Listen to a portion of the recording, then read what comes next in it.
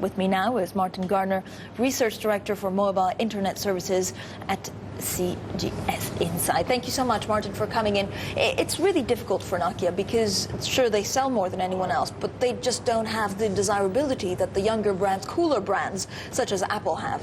That's right, and I think you laid out already the issues we need to keep in perspective. It is the largest vendor. It does sell more than anybody else. It has a very strong, trusted brand around the world. However, in some product areas, it has slipped quite badly and needs to be fixed quickly.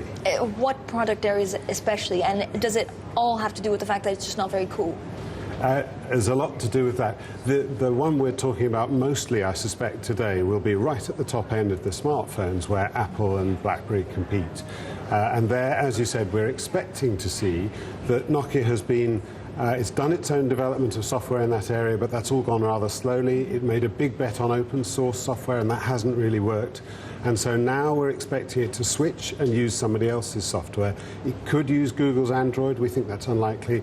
It's more likely to go with Microsoft software, which was launched last year. Martin, will that work? We're hearing about this possible alliance with Microsoft, but if you have two brands which aren't as strong as, you know, the young new kid on the block, are they going to achieve anything?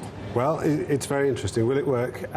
There are some good advantages in using Microsoft software. It's a very modern, advanced architecture of software. It's very slick and nice to use, but it's not very mature as an operating system. It's under a year old in the market, and there are some areas where it's a bit behind other competitors and needs, you know, the roadmap needs to move it on fairly quickly.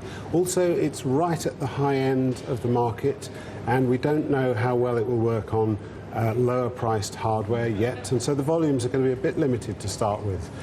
So there are issues to sort out there, but it does offer some advantages for Nokia. Just some advantages? Is Mr. Elop the right man for the job? Because if you look at Apple, it almost, you know, you can see that it's Steve Jobs. It's one and the same.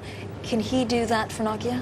Honestly, we don't know yet. He's been there just about 4 months, and today's Capital Markets Day is his first big opportunity to dump bad news if there is bad news to be dumped, like management changes and so on, and also to announce his revised strategy. And we've talked a bit about that. The next 12 months are going to be the tests. Martin, thank you so much. And Martin Garner there.